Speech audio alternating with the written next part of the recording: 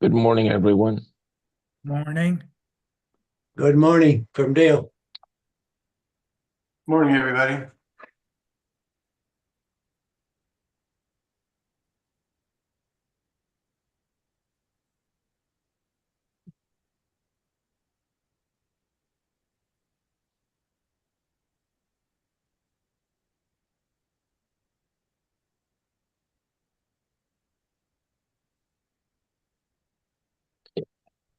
Is Commissioner Conway on with us yet? I do not see him. Would somebody give him a ring and remind him? He was called yesterday, just to let you know. We Good. called, Alicia called all the commissioners Oh, great. Thank you so yesterday. much. You're welcome.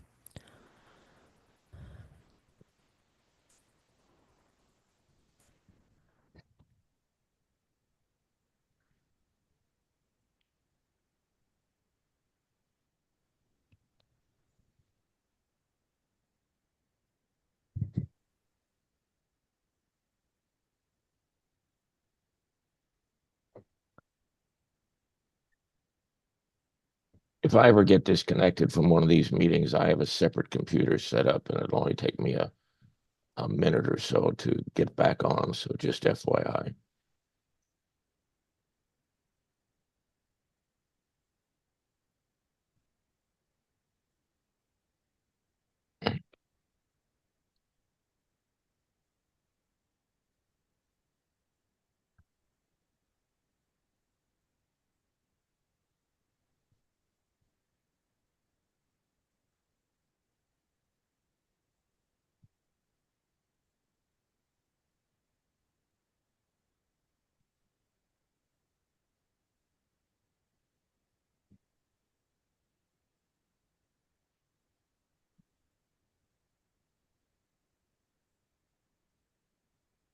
Yeah, I just talked to Mike. He said I'll be on within a minute. Okay, Perfect. thank you.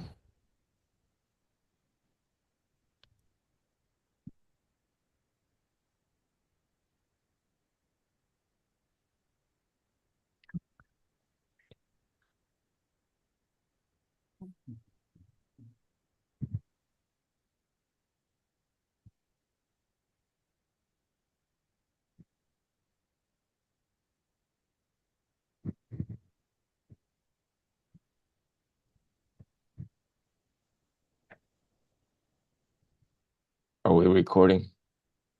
Yes, we are. Okay, great. Thank you. The live stream's already started, so we're technically recording. Are we live on YouTube? Yes. It is 10 a.m. Friday, March 7th, 2025, and this meeting of the Arizona Oil and Gas Conservation Meeting comes to order. Next step is to establish a quorum. Roll call. This is Commissioner Thorwald. I am here. Commissioner Nations, are you here? Yes, I'm here. Commissioner Firebrand? Here. Commissioner Ballard? Here, sir. Commissioner Conway? We have a quorum. Commissioner Conway is not with us, but I understand he's going to be joining us shortly. Please let us know when he joins so we can announce that he is available. I am here. Oh, great, Commissioner. Is there any conflicts of interest? Hearing none, let us move on to agenda item 2, administrator update. Administrator Roberts, would you give us an update? Yes. As far as the rules, as far as item A, commissioners, I don't have any update. Item B, the oil and gas permitting budget update for FY24. The FY20 in FY24 we had a planned budget amount of 247,100. The actuals on that was 166,400. This is from the APAF. So this is from the air fund. And it's comprised of, that budget number comprised of mostly of, it's salaries of 93,000, some indirect costs, and also some other operating that includes our fees for IOGCC and what's the other one? Groundwater Protection Council, I think. So that makes up the 247,000, and that's what we have for 2024. I think Tina's online and she's going to give you the update unless there's other questions. This is Commissioner Thorwald. Samantha, Administrator Roberts, how much was allocated for the updating on the website and the database with the Groundwater Protection Council? Okay, that would fall under the orphan program, and Tina can speak to that. Okay, great. Thank you. Good morning, Commissioners. Tina LePage with ADEQ. So looking at the initial grant, that's the plugging and the abandonment grant that we got from the Department of Interior. The original amount was 25 million. Right now we had left $14.6 million of that money. We have spent this fiscal year, which ends on June 30th of this year, $1.4 million. For that $1.4 million, we have abandoned 9 wells, and we've got 20 Form 9s approved so far, and another 9 today. So that's where we are with the plugging abandonment. That's the initial grant. It also ends on December 31st of 2025. So you had a question, Chairman, about which one was it? The data updates that we're doing with the Groundwater Protection Council. Yes, so they have completed and we have finished the final invoice to them, or paid the final invoice of $59,000. That was last month. So we are current with them. We are still, the Arizona Geological Survey is still completing their original tasks. I think they have $260,000 remaining to do that.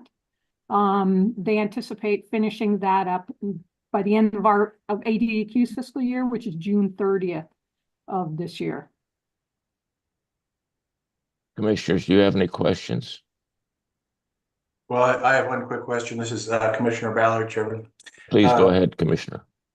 I just have one question. What we don't sometimes know the longer term framework. What's the status for funding for 2026? So 2026, we will be rolling over anything that is unspent with the initial grant. So we'll just load that, and we'll have the 6 months to utilize those funds before the end of the grant on December 31st. Thank you. Mm-hmm. Any other questions? Hearing none, let's move on to the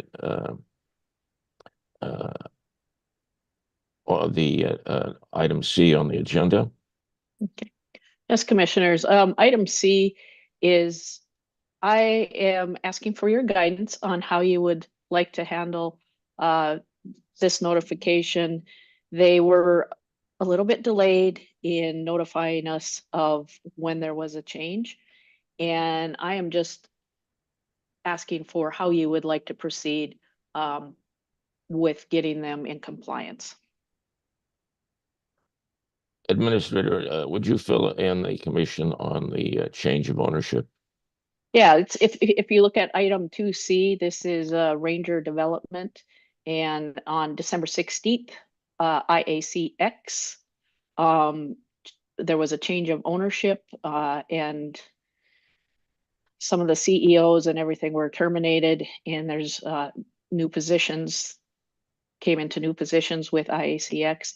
So they're asking, we would need to have their papers showing this new formation of the new corporation, and I just want to know how to proceed with moving forward with getting that from them, especially since they're so late in notifying us. Administrator Roberts, what about the bond? Do we need to change that? And any instructions on that? We do not need to change the bond. The bond is already with the IACX Energy. Commissioners, how do you recommend that we move forward there? I would think that we would just send a reminder letter myself. Mr. Chairman, this is Commissioner Ballard. I think that's certainly a wise move. I guess I'm not aware of the notification deadline or whatever. I know, of course, whenever they would file a new permit of any kind, they would have to inform us of the new structure of organization. But barring some, permit application or something that they have before us, I'm not aware. What is it, a 30-day It's a requirement 30-day. or something? Yeah. Well, these kind of things are pretty complicated. I would concur with the chairman that it's going just a reminder. Okay. Is there anybody here from ICX or Ranger that could talk about why they were late?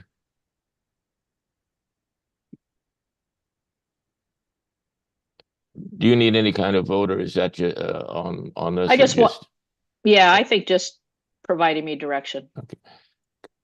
Commissioners, any other thoughts from the other commissioners? Commissioner Thorwald, I have a quick question. This is AG, the AG's office.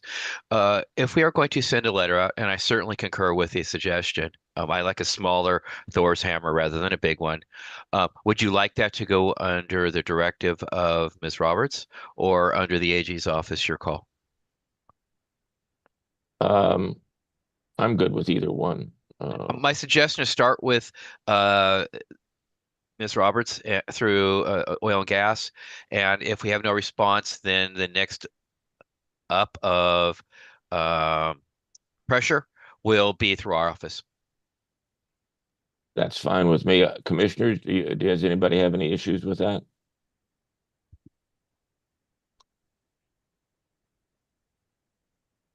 Hearing none, again, this is Chairman Thorwald.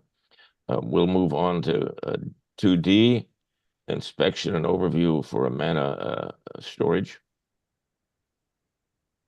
Okay, commissioners, Wendy Flood is going to give you the information. She was actually out on the inspection with Tony Stone, and she'll kind of go over it. Thank you, Sammy. Chairman Thorwald and commissioners, yes, we got our notification of a inspection that was coming up for the Mana Enterprise. It's a propane storage facility over kind of south of Chambers, Arizona. And so this is the inspection form showing it was all done and completed and signed. It happened on the 28th. But what I was planning on doing was I was going to show you some photos of the inspection itself that Tony Stone and I were able to participate. Tony Stone is a senior inspector in the hazardous waste solid waste section. And he also will be the one that we're going to be working with as we do more inspections on oil and gas wells to basically start, train, he and I will both get trained on it, and then he will do a lot of those. So he accompanied me on this inspection. For those of you that don't know, or maybe you do, this was built back in the 1970s, and they've actually been able to fulfill their needs for the storage unit. They haven't had to do any expansions or anything like that. So I think it was pretty good foresight on those that built it, that they built it in a way that would fulfill future needs. I'm going to go ahead and pull up some of the photos here. I just want to double check, since I'm also doing the Zoom. I want to make sure you guys can see the photos. Okay, so this first photo, this is where the trains come in that have, as you can see, there's some tanker cars there. This is the rail yard that comes in when they have the gas unload. or take this facility, for those of you who don't know, is open 24/7. So there is always trains and trucks coming in for this. This is one of the pressure gauges showing the contents under pressure. Basically how it works is they use brine water to come come into the well to push the gas out, and then they release the brine water, and that helps bring the gas back in. And so this is just some of the mechanisms to make sure it is under pressure. The next one is, I'm going to move this over so I can do this a little bit easier. This just gives you an idea of one of the storage wells that they have with the various pressure gauges, valves, water coming in, water going out. For the brine water, the interface, you can see the trains in the background coming in. There's Tony and I. There's the facility. Us in our FR gear and our hard hats.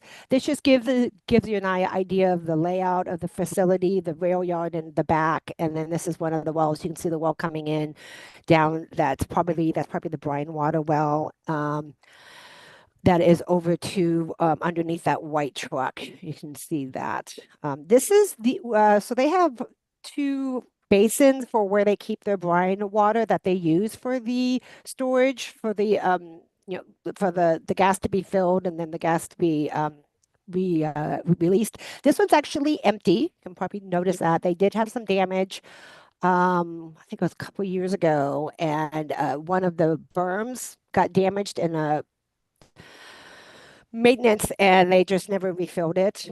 Just time, money, and a lot of other issues. But this just gives you how it's lined and what it looks like. And there'll be a photo later of what it looks like filled. So this is one of the wells with the gas intake, with the pressure valve. But I want you to take notice of that silver U-shaped piping that's between the pipe, because you're going to see another photo here soon. They did have a well that they had to take out of commission, and so we did take a look at that to make sure that was still the case, and the safety precautions were with that. And you'll notice that silver U shape is missing. So here's the brine water that is full. This is the basin where they they fill the water, and then they use the water for the gas storage. And then this is just, again, just some more wells showing the valves. Those valves is what they have to do in the inspection. They have to basically they have to open up all of the valves to make sure they work and then close them up again. They have to turn the well on and off. It's the point of the pressure gauges just to make sure all is functioning. There's just some proof of the signage that they have going, some of the pressure gauges that are monitored with the wells, and the piping. Oh, there's us again, and there's the tankers behind us. And this is also an area where trucks also come in to fill up 24 hours a day, 7 days a week as well for the different gases. So this is the brine. This is part of the brine tanks, the reservoirs where the brine water is kept, and this is the tank where the water is kept. And then those are the wells that pump the water to the various gas wells in the storage yard. And then this is where the trucks come in to they have to get weighed to make sure that they have the right weight and density, and then that dictates how much gas that they can fill up with. So this just kind of shows you what that platform looks like. And some of the gas wells and some of the brine water wells actually they can dictate which wells need gas and which ones don't in regards to capacity, and which one is full and which one's not. So some of the wells can go more than one field or more than one line. And this just shows you that at this location, this gas well can also go feed the blue line, which are some other wells on their campus. Some wells only have one way in, one way out. Some of them can send the gas to other wells. And then just showing that we've got the proper signage. So this is one of the safety mechanisms on a well that's not in use. You can see how it's chained and locked, so nobody can open that valve. And then there's that missing piece I was telling you about. That gray U-shaped is gone, so there is no way for the gas to move or the water to move. So this is another, just wanted to show how they've shut down that well. And then that's them doing their inspection, one of the many wheels they had to turn and lock and unlock after they shut the well down, and they did the proper to make sure everything was moving correctly with those valves. And then this is when we go to a well, they have to shut it off or shut it down. And so this mechanism is what tells you, I don't know if you can see it, but it says that it's closed, which means they can go and do their inspection and look at, look at the valves, look at the connections, and then they have to communicate to turn it back on. And then this yellow mechanism will change to a different color, and it says open. And then again, just another photo of the wells and the connections. I believe that's the brine water right there. And then there's that connector U shape that shows that this well is functioning and working. And then that's the command center.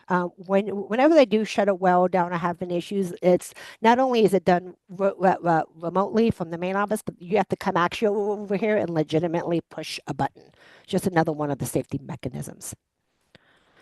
And I believe that is all I had on the inspection.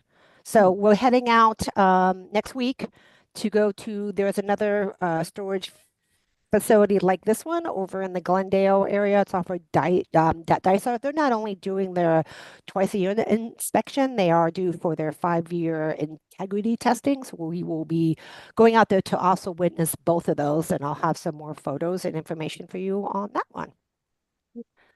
So that is all that I had.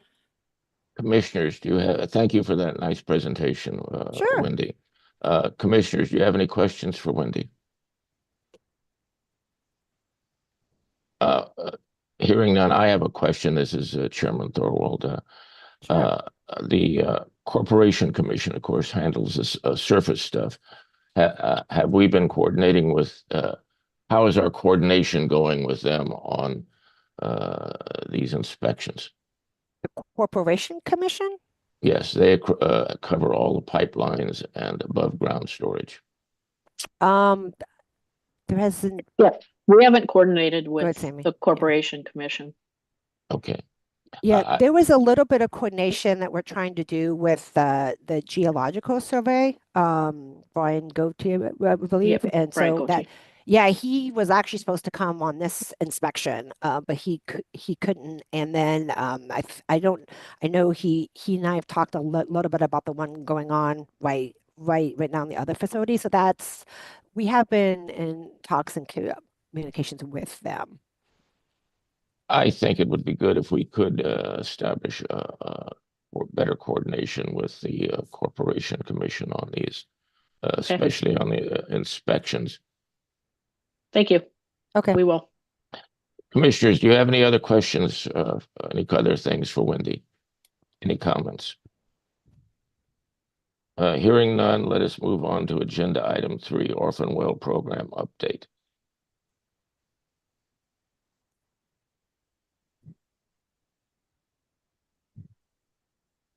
Hello, commissioners. Sorry, I'm struggling to unmute there. Let's see, we can start with 3A. I don't have a lot to add to that agenda item.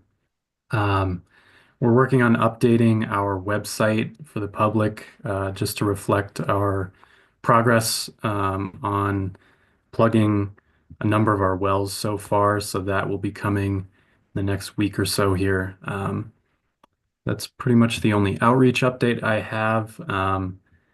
But as for 3B, we have a number of new Form 9 submissions for you from both of our contractors, HGC and Tetra Tech. I believe there are some representatives from both of those companies on the line if you guys have any questions. Before we get into that, I do want to make a quick note about let's see, it's agenda item 3B1. It's about well 215-05056. This well we meant to take off of the agenda last meeting. We're having some access issues with that site, and we meant to take the Form 9 off. Unfortunately, that didn't happen, so it was left on and it was mistakenly approved.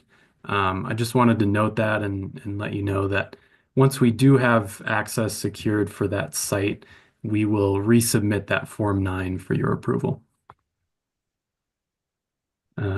That's the only note I had there.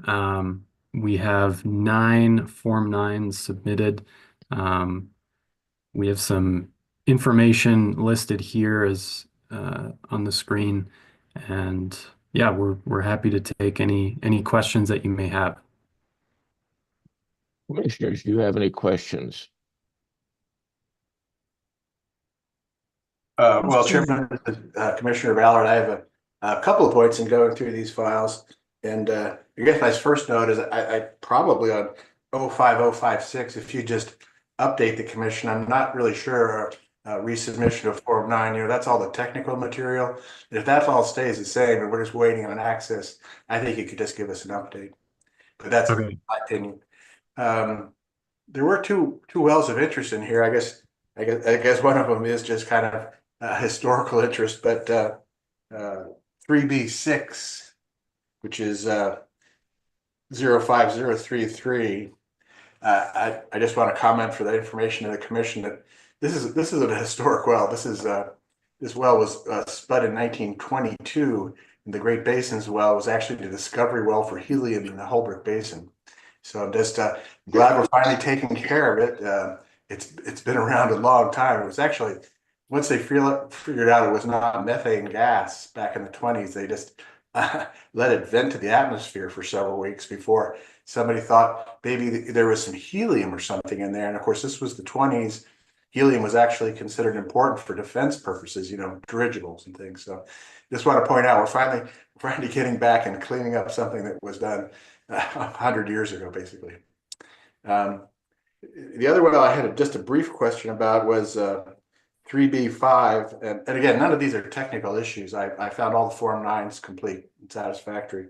Well, 05029, this is a well up near the Macy wells, and I just had one item of concern in that it might be possible that this well is actually very likely within the field area that was discovered by Desert Mountain and is unfortunately in a kind of limbo right now as far as development goes.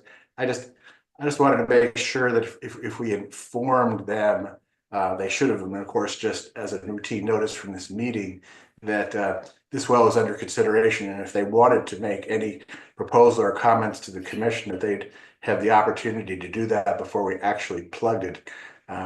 I know we have government money, but this might be a case where an individual company is actually willing to assume plugging liability for a well that they might have some use for. But that's all would have to be proposed by them. So have we heard anything from Desert Mountain concerning this operation?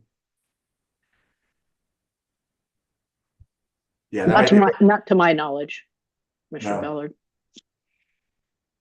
And Commissioner Ballard, they were this is Wendy Flood. I did check, and there is a representative on the email list from Desert Mountain Energy, and then I actually emailed them the agenda per your request for the communication that I did have from them, and that was from like 23, but that person is still there. Okay, and we Mr. Chairman, can I request if we have a representative from Desert Mountain on the line? Certainly. Is there someone here from Desert Mountain that can speak to this?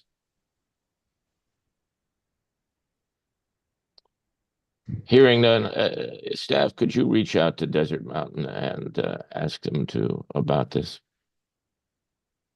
Yeah, Mr. Commissioner Ballard, I see no reason not to approve the form, but yeah, maybe we'd like to have the opportunity to hear from them before we actually proceeded. Chairman Thorwald, if Andrew, can you tell us where you're at, where this one would be at in preparing for abandonment? Like how much time do we have to reach out to Desert Mountain? Well, we don't have it on the schedule for plugging yet, as we haven't had the Form 9 approved. We could put it lower in the priority list, to maybe give them some time if they are interested in doing something with the well. I mean, we could delay it, I would say at least a few weeks, maybe a month. Okay, would that take do you need a motion to do that, just to delay it, or how would you like to proceed, Chairman Thorwald? I'll divert to our AG's council. Do we need a motion on that and a vote? I don't think so. Okay. To just extend, I don't think so. Okay. With regard to the others, do we need a motion to approve these? Yes, please. Okay. Commissioners, do you have any other questions with regard to 3B and these particular wells? Commissioner Feyerabend, quick point. Go ahead, Commissioner. As you go through it, there are terms that I wondered if it would help the public if we had like a definition of things like spiral gas check and Bradenhead pressures, just kind of a sheet with quick definitions if anybody needs that to interpret the reports. Just a thought. Commissioner Nations, would that help you? No, I'm satisfied with it, the actions we've taken. Okay. Other commissioners, any thoughts on that? Okay, do we have a motion to approve 3B with the notation that 202-017-05029 will be contacted Desert Mountain Energy to see if they're going to be doing anything prior to us plugging that well. Commissioner Thorwald, if I may step in for 2 seconds here. Actually, I would prefer if we did have a vote on extending that one. I've thought about it while everybody else is talking, and my thought is if you could include it in the vote right now with wording that we will extend on that one, I'd appreciate it. Well, then why don't we take all the other wells and that exclude that one from the vote and have a separate vote on that? I would appreciate it. Thank you. Okay, do I have a motion to approve 3B 1, 2, 3, 4, 6, 7, 8, 9, and 10, excluding number 5? Commissioner Thorwald, this is Wendy Flood. One should not be included in that. Okay, do I have a motion? Then we'll include to approve 3B 2, 3, 4, Correct. 6, 7, 8, 9, and 10. Feyerabend, so move. Do we have a second? I'll second. This is Mike Conway, second. Okay, we have a second. Any further discussion? All in favor, say aye. Aye. Aye. Aye. Any opposed? The motion carries. Those are approved. Do we have a motion to approve number 5, 02017-05029, but first giving them the extent a 30-day extension prior to plugging that, to contact them to see if they want to use it, and if they do, then we will not plug it. Did I say that properly? Yes, you did. Thank you. Mr. Chairman, this is Commissioner Ballard. I move that we act as you have stated on 05029. Do we have a second? Second.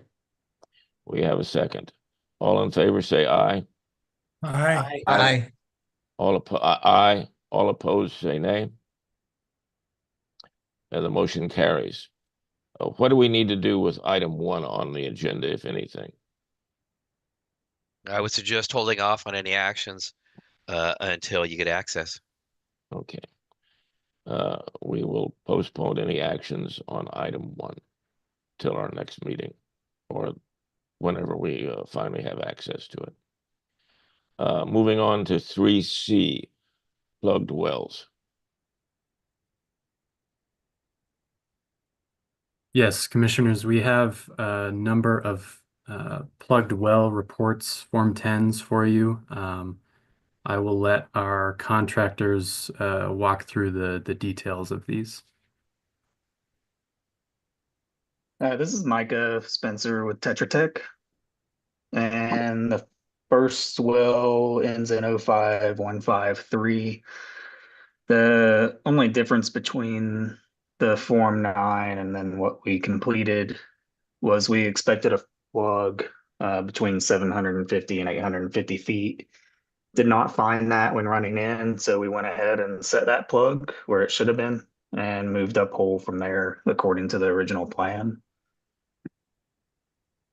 And then, Michael, this is yeah, Wendy Flood. Let me get to the pictures because the commissioners like to see the pictures. okay. And then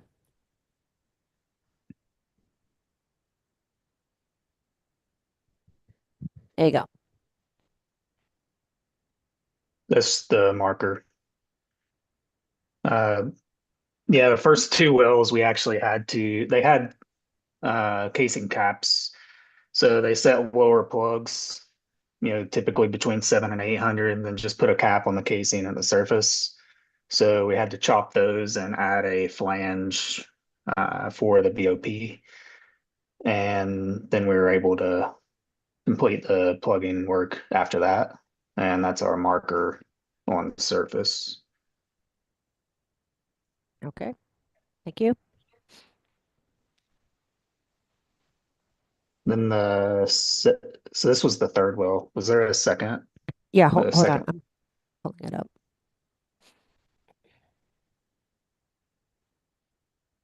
There you go. So it was 05021, which is also in Navajo County. All three of these were Navajo. And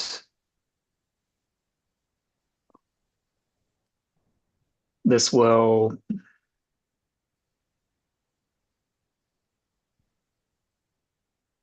we had to run two different size bits. We were able to get down to 510 or 510 feet. And we were getting large pieces of wood, which we think were in the picture here. That's one piece in our returns. And we think that was actually 2x4s or planks that they had over the open hole before we arrived on location. And because a lot of these wells, as I think it was Commissioner Ballard was saying, 100 years old, and some they just put wood over top of the hole. And over the years, some of that went down hole. So we're having issues with access. Got a variance from the Oil and Gas Commission and started pumping cement at 510 as we were unable to get any deeper. And I think there's another picture on there. Yeah. So the top one here was what we were getting in returns at 510. If you zoom in really close on that, it actually looks like LCM or lost circulation material, which is cedar chips, which they likely used while drilling the well. And we could not get any circulation, could not get any deeper. So based on the variance, set a plug there and moved up to set a plug at surface. And then the last picture is our marker.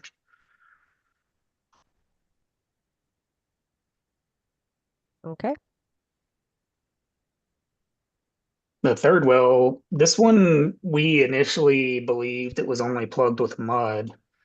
We moved over to location. It had not only had a marker, but it had cement in the casing annulus as well as cement inside the casing at surface once we chopped it off as well. There was no leaking, and we went ahead and actually placed the marker back on the well and just filed the Form 10 as a completed abandonment, as it looked like they had done more work than was in the initial file.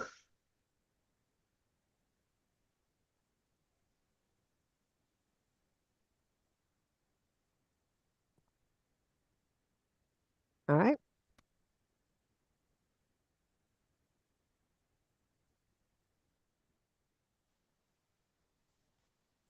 Anything else, Wendy?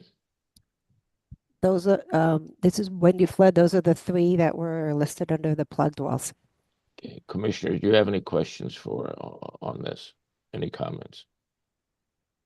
Well, Commissioner Ballard, it's a nice surprise on that third well. You don't usually find a well that's had more than expected work. That's good. Yeah, that was the first one we found like that. Anything else?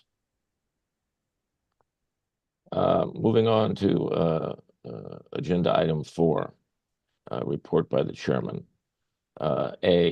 Discussion and update of state and federal rulemaking and legislation.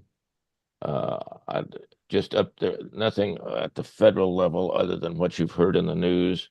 The AZOGCC has ensured so far that the federal funds that we've been using are still there. With the state, there are several bills, two bills going through the Senate right now. Nothing on pore space. The bills are SB 1444 and SB 1733. And both of these bills have had, one has had a due pass from the COW, which is the committee at whole, and one as amended. And the 1444 eliminates helium wells from aquifer protection permits. It doesn't eliminate UIC, EPA requirements, but it does eliminate it from aquifer protection permits. The other bill, 1733, covers a number of areas. That includes the injection of produced waters from a helium well that's going back down into the same formation or into the formation that hasn't had anything added to it, and excludes that from an aquifer protection permit, but does not exclude it from the EPA UIC. That particular one also covers a number of other areas, and I will just give you the highlights on that. It moves us out of DEQ and sets us up as a separate entity. That's the Oil and Gas Commission. It moves funds from the feds over to the commission and allows the commission to take money and allows the commission to charge fines and puts the $25 into our rulemaking package so we can change that. It also moves staff over from DEQ to the Oil and Gas Commission. And that's the essence of that. That is the one that got the due passes amended. And so what that means is that they are going to be going off to the House for the House to take a look at and see what happens in the House. Any questions on any of those? Any comments about that? This is Commissioner Nations. I'm particularly interested in that one, setting up the Oil and Gas Commission as a separate entity. I guess I didn't quite understand. Has that gone through the Senate already and Yeah, to the House? That has not gone through the House. It has Yeah. gone through the Senate, and it is received a due pass as amended, which means it will now be sent on to the House. Will there be, do you anticipate any difficulties there? I'm not sure whether it'll pass or not. I just don't know. I feel quite confident about the 1444, but I'm not about the 1733, but I don't know yet. We'll see what happens. That would also provide separate funding for the commission to be independent of its own entity within the state. Yeah. That is Senate Bill 1733. I can send a copy of these bills along with their summaries to staff, and staff can distribute these to the commissioners. Would that be helpful to you, Commissioner Nations? Yeah, I'd like to see that one. Okay, Yeah, but not the others. I'm not concerned about the others. okay. Any other questions on that from commissioners? Okay. Let me, the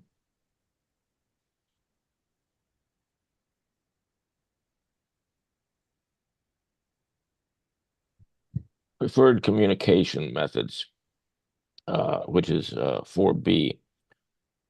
Well, this is talking about the best ways for us to get information from the commission staff. And we certainly have our own emails, but we also have emails from DEQ. And we've been briefed on how ramifications of using our own emails versus DEQ emails, and how the potential for a search or request for our emails and information.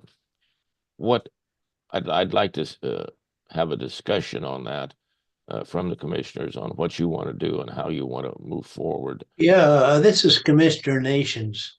Go ahead, Commissioner Nations. I'm just concerned about the complexity of our communications. It's very difficult to keep up with what's happening.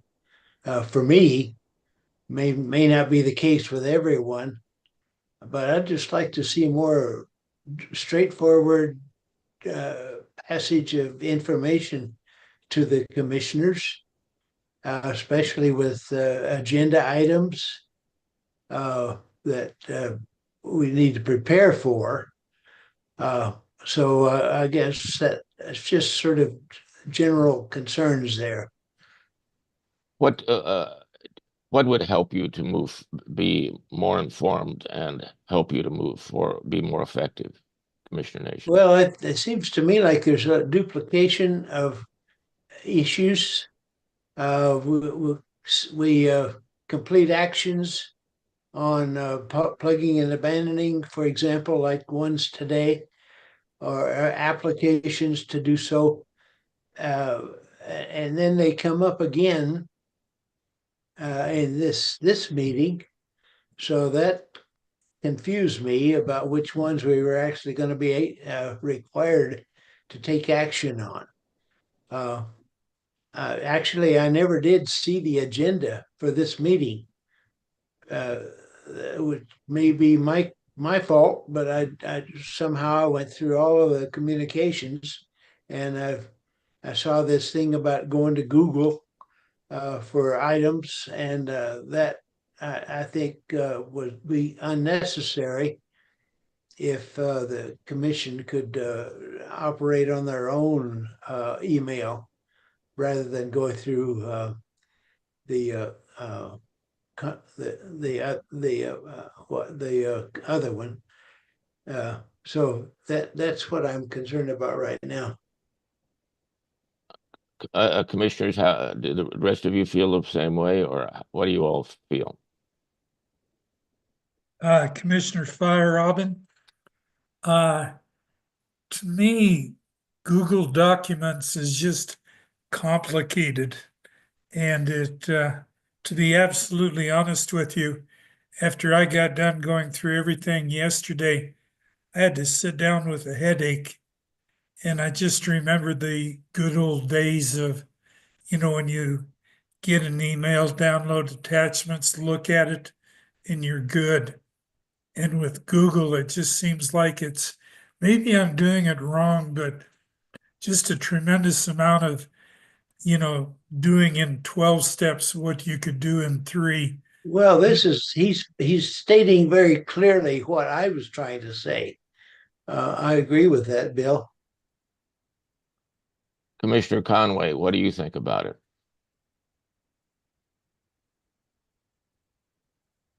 Yeah, I agree with my colleagues. I think it could be streamlined a little bit, and just getting the attachments would be fine, and not having to toy with the Google app.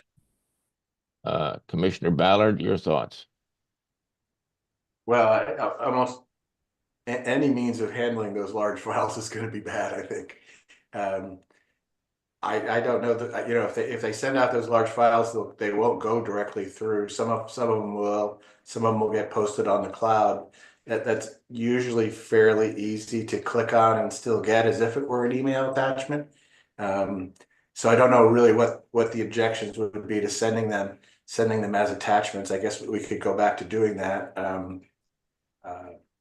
I guess the main thrust of the conversation here, I thought, was going to be, of course, on what emails we could send them to, and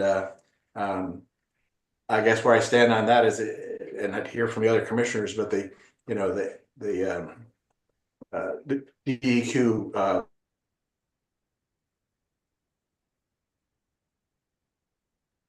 So even if we could send them as attachments, they'd probably have to be on that email if that's the one that you can access or clear up any issues in getting access to. Because I think, as far as our home emails go, routine meeting notices only, nothing that would pertain to the subject matter of the meetings, or of course any discussion. At least that's my understanding from Rick's guidance last time. I guess that's where I stand. I don't know how to make it easier on the DEQ website to access the attachments to that, but that would obviously be an improvement. This is Chairman Thorwald. I have mixed feelings, only because I have been on so many commissions for so many years. I'm going to get audited one of these days anyway. Somebody's going to ask me for every email I've ever had. So I'm stuck no matter what happens, but I'm willing to go for what everybody else wants to do. Certainly, on what I've seen on other commissions is that the agenda and materials that are not confidential are posted on the website, and you can just go click them and download them yourself from the website. GERC certainly does that. GERC used to send out the files to everybody like we did at one point in emails, but these files have gotten so big, so many of them just will not go through the emails, and you have to download them or not get them at all. So staff, what are your thoughts in all of this? And the AG's office, what do you have any additional thoughts in this? If you all could chime in on, would be helpful. Chairman Thorwald, I can, and Wendy, kind of jump in whenever you want, but I know that if the files are too large, they get kicked back, like you were saying. So the only other thing that we could possibly do would be multiple emails, and you would get inundated with multiple emails of smaller size. Is it possible? Go ahead, I'm sorry. Sorry, No, this is Wendy Flood. That's I would agree with that, as we are getting all these plugging applications, 13 to 20 attachments with supporting documentation. That was the issue and the concern is that you guys, the commissioners would get 4 or 5 emails and maybe not be clear which agenda item goes with what. Anything that is too large, like Commissioner Ballard stated, will automatically go to a Google link and automatically do it that way. So that was why the understanding was through your AZOGCC email, we would set up a Google Drive and put everything there in folders that you all can access anytime you needed to and wanted to and could download as needed, so that we could take away from the multiple emails and attachments and things being kicked back. It's also your resource for other items in regards to the commission, like the trainings.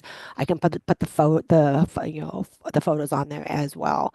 But that was the thing, that was the thinking and the reasoning that everything go through the AZOGCC email for the meetings, and that email is what is attached to the drive that has all the meeting information, because there is so much with all this plugging activity, and hopefully more permits coming in with attachments as well. This is Chairman Thorold. I have a couple questions. Other than confidential information,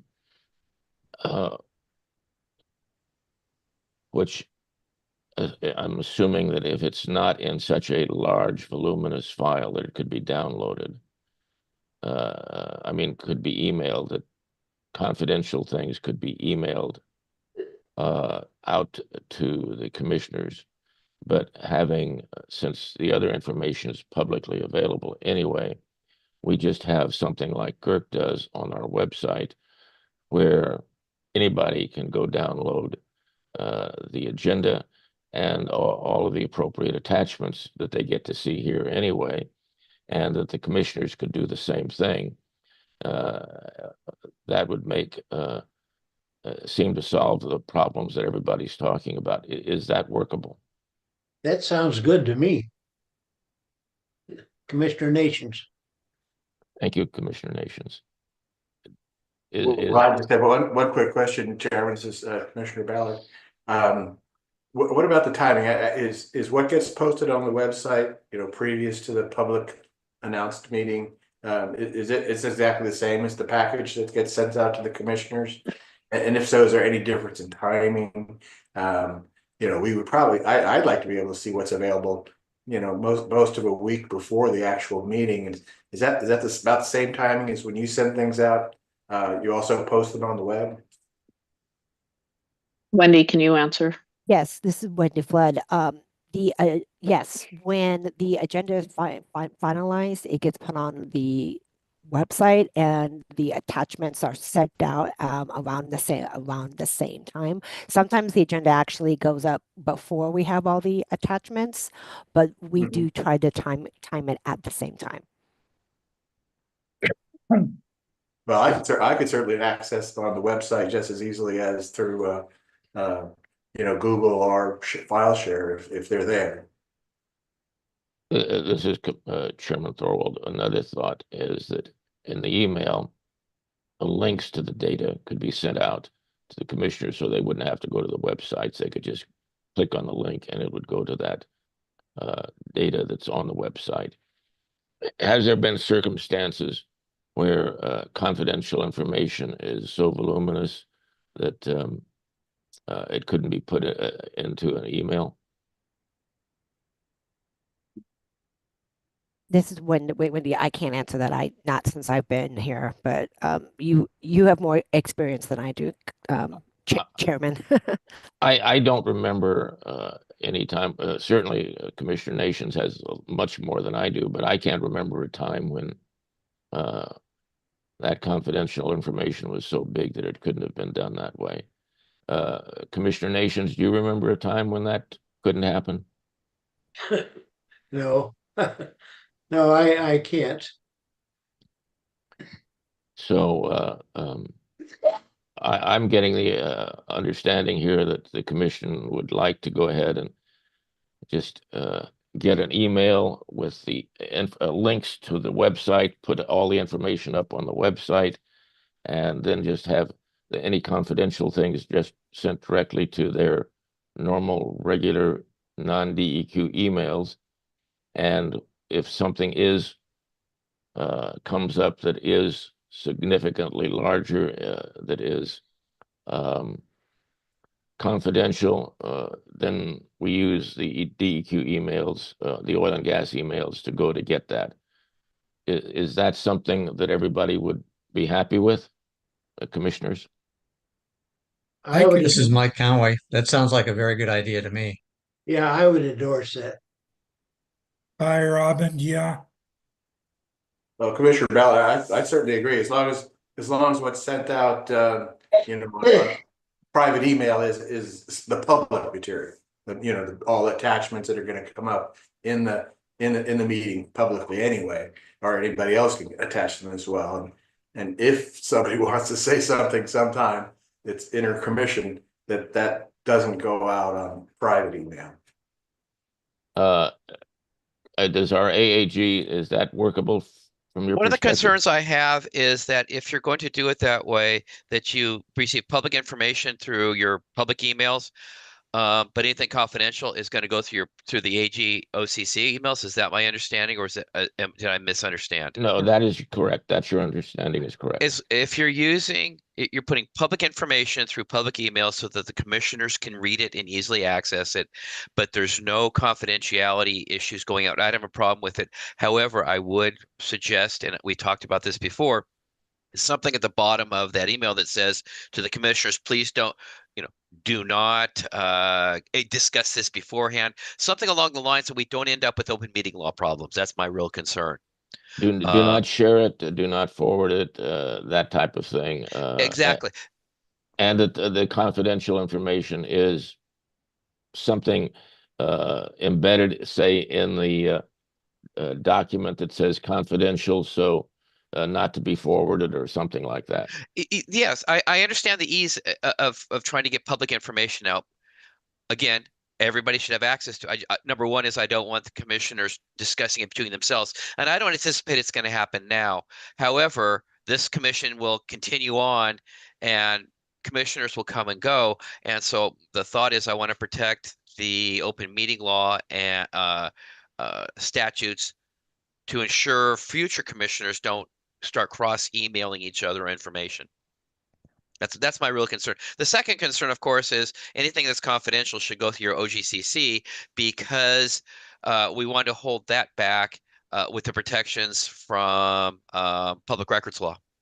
And we could do a notice that says in the regular email that you have some confidential information on the OGCC website, or at your email, and just go to that and take a look at that. That would be my suggestion. My suggestion, I like the way of protecting everything, but I also understand ease of access and that we all have very busy lives. And I want to make sure everybody is fully informed before we get to these meetings. So as long as what we do doesn't risk open meeting law violations and doesn't risk public records violations, I don't have a problem with it. Okay. Chairman Thorwald, this is Wendy Flood. Please go ahead, Wendy. What I'm sorry, I'm just trying to collect my thoughts. So communication, the understanding also was for records requests and protection in that way, that that communication from DEQ would only go out to the Arizona Corporation Commission emails that you all were assigned. So we will use that kind of communication method. And what I'm hearing is that instead of sending all the meeting materials through email or on a Google Drive, you would just like them posted on the website, and then a notification to commission emails that it's been posted. That is a notification and a link to that. Correct. And then if there is confidential information, a notice that there is confidential information, and to use the oil and gas email to go to the private site. Correct. And communication from ADQ to the commissioners will be through your commission email. I want to make sure that that is clear as well. No, it would be through the regular email, and the only thing that would go to the commission's DEQ email is confidential information. All other notices that are not confidential would go to the their regular email.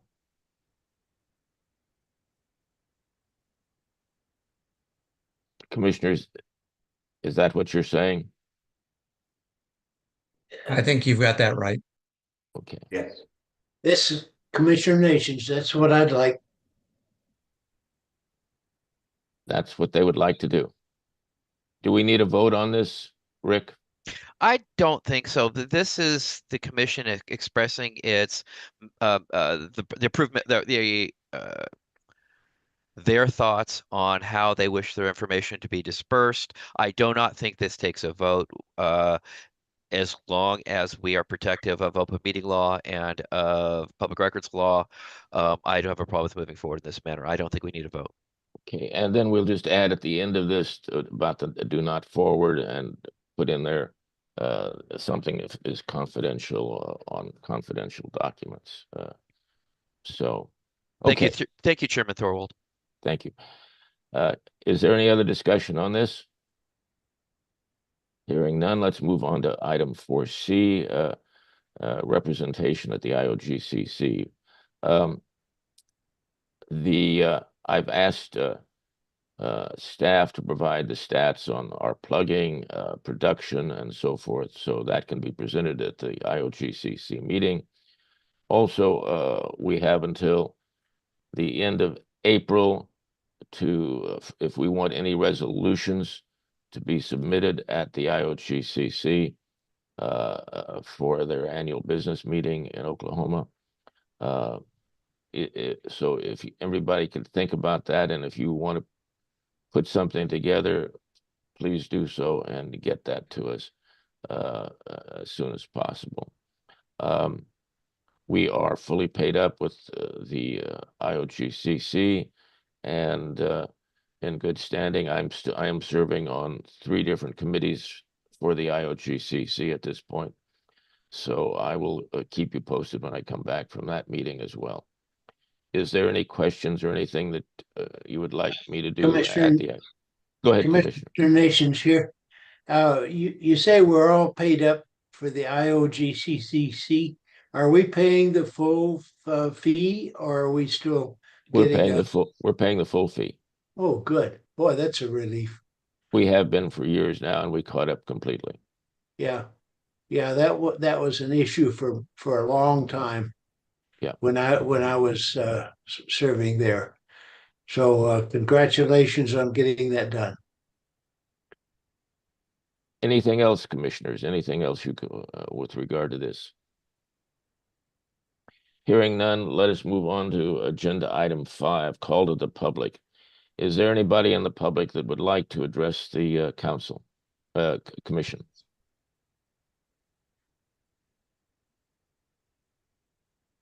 Let's give them a couple minutes.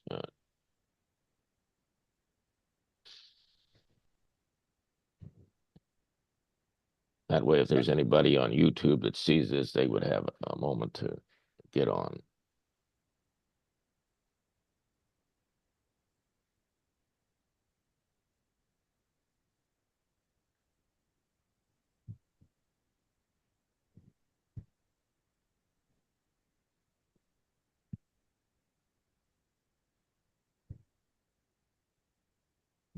Hearing none, let us move on to item 6, agenda item 6, request for future agenda items.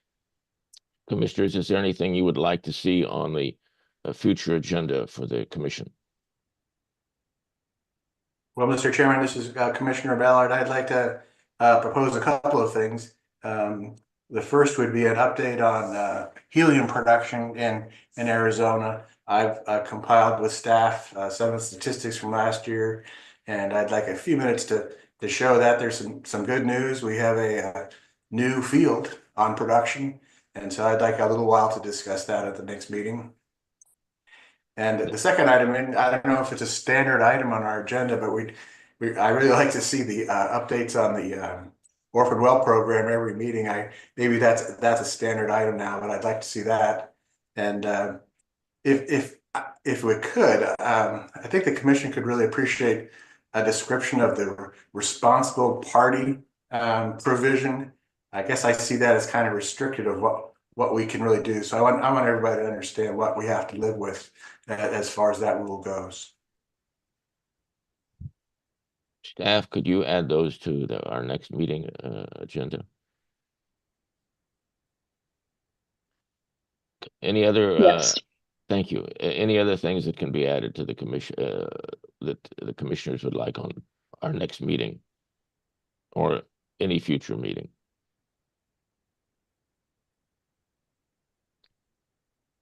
Hearing none, let us move on to agenda item 7, announcements. Is there any announcements? This is Commissioner Nations. I'd like to let you know that I've just finished publishing a book along with Henry Haven, my co-author, who is a Navajo. Their book is on the economic resources of the Navajo Nation, published by Kendall Hunt. I think that the subject matter in the book relates to Oil and Gas Commission activities. Dale, thank you. Let me go back to agenda item 6 for just a moment. There is something else that Dale reminded me of, Commissioner Nations, that I would like to see on the agenda. A current discussion on potential here in Arizona for helium, oil, gas, natural gas, geothermal, carbon sequestration. I'd like to know what's available, what the current studies have generated, that type of thing. I think that would be important for us to know where we're going in the future. Are we so that's my add item. Chairman Thorwald, is that something that you would like added? Like, would you like that discussion from the Arizona Geological Survey, or how are you? What are you Well, thinking of? the survey, but certainly Commissioner Nations has a wealth of knowledge on this very subject himself, and maybe he can provide something. Dale, if you have any thoughts on that, and what other, maybe there's some information from the feds that would be helpful in that area, and even the Navajo Nation on what's going on there, or the Hopi Nation, or any of the other tribes for that matter. What is the exploration of the state? Maybe some of the private companies would like to talk about that and tell us what their views are as far as the future of Arizona is. I'm asking that with regard to the potential for where the commission needs to be, size, budget, our capabilities for the future. And that's what's making me think that that would be good for future planning.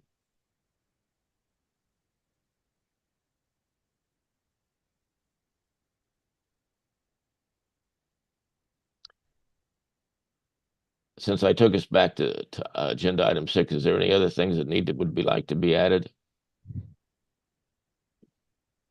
Hearing none, is there back to announcements? No other announcements? Okay, we will move on to agenda item H, adjournment. It is 11:11 a.m. on Friday, March 7th, and this meeting of the Arizona Oil and Gas Conservation Commission is concluded. Thank you. Thank you very everyone. much. Take care. Goodbye.